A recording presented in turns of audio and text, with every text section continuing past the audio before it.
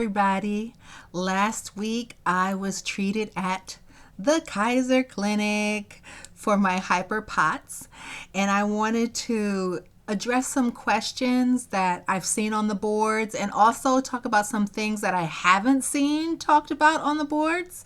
So in this video, I'm going to talk about why did I leave my home state and go to the Keiser Clinic? How did I afford the medical fee? How much is the medical fee? How did I afford everything else? How was it as a fat person? How was it as a Black person? And did I make any progress? So here we go.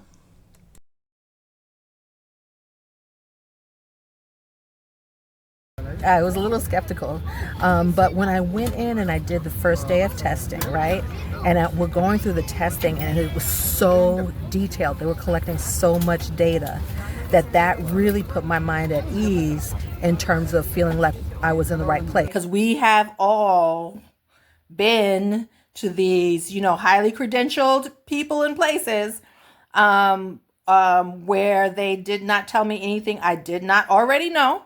And they did not have a clear diagnosis or a clear solution, a clear treatment.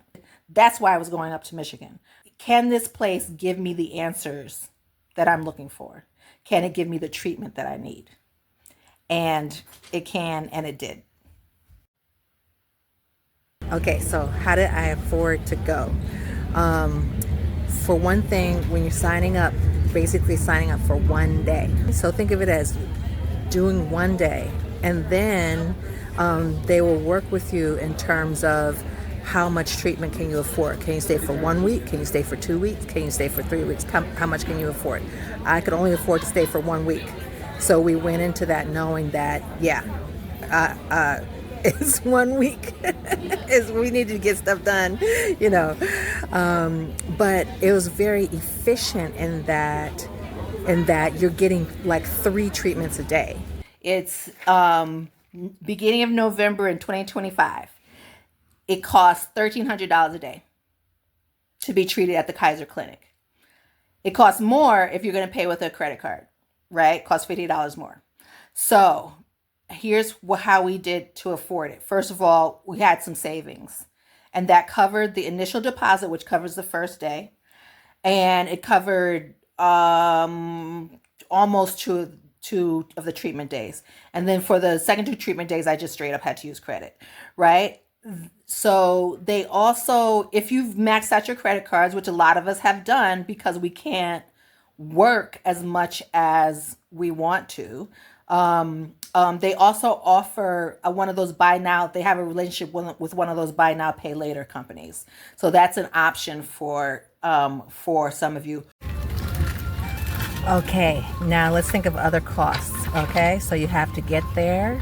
You need lodging once you get there. You need to eat once you get there. Okay, you need transportation. Okay, and so for transportation to there and back, I'm on one of those budget airlines, and it's fine because my stay was short, so I could just do the carry-on, budget airline, basic, right? And then for transportation while I was there, it turned out that it would cost to Uber from the airport to where I was staying and then back to the airport would cost just about as much as renting a car for a week. So my husband went on Expedia.com, found me a cheap rental car, and that ended up actually being kind of useful. Just because I felt like I had flexibility because I wasn't able to really walk any kind of distances. So, and then for food, what I did was, after I left the Detroit airport, you go through Ann Arbor before you get to Chelsea.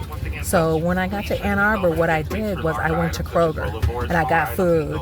And that's what I ate from. I ate from, your ordinary groceries for over the course of the week.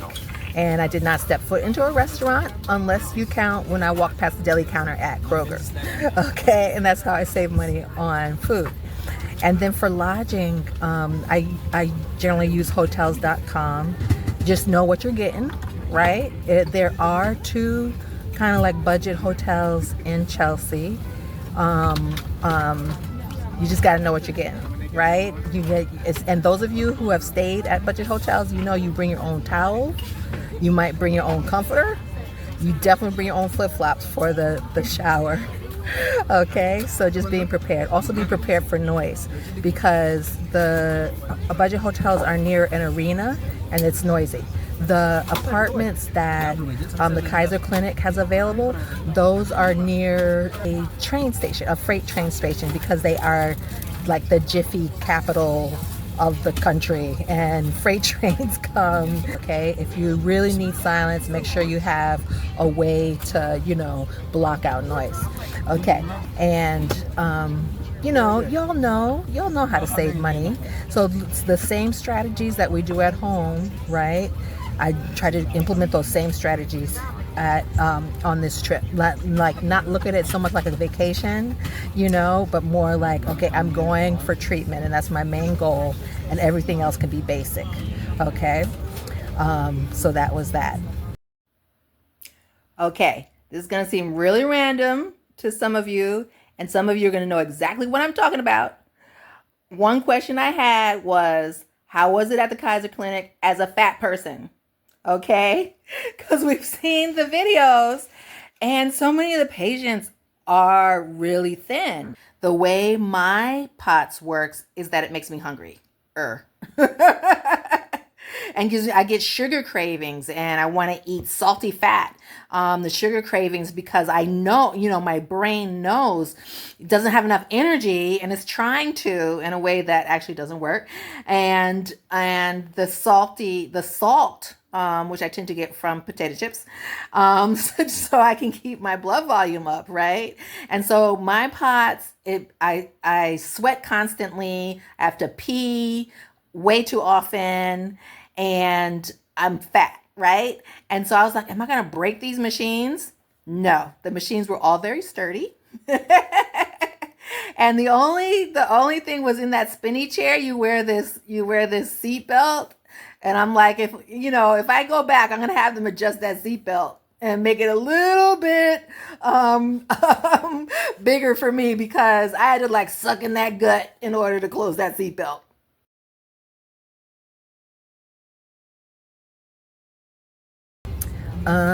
In terms of my comfortability, I knew I was going to a non-diverse small town in Michigan, and I'm always very conscious of that. Being a woman of color, wanting to feel comfortable. I did feel comfortable. I did not see any other black people. No, there was one person, and we did the waving across the street. Hello, another black person. Yeah, everybody was polite. Everybody was friendly. It was fine. And also when I was at the clinic, I tend to be really sensitive to where if I feel like I'm being talked down to, and I did not get that vibe at all at the clinic. And so everybody was really sweet and personable and down to earth and friendly and kind and caring. So I really appreciated that. Okay, last question. Did I make any progress? And the answer is yes. Of course, I want to preface this by saying that everybody is different, right? I came in, my situation is not as severe as a lot of you, in that I'm able to work part-time,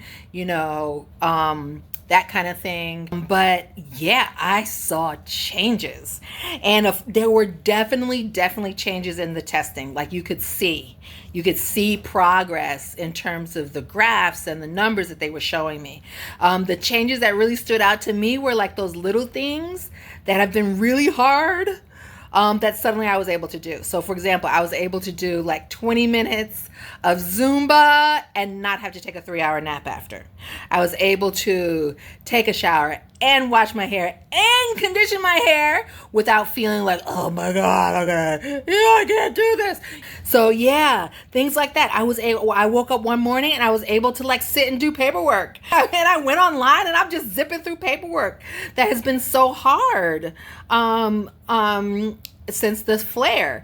And so I just feel so much gratitude for the Keiser Clinic. I feel so much gratitude for the doctors. I mean, thank you all so much for being so caring and so expert at what you do. I just really appreciate it. All right. Yeah.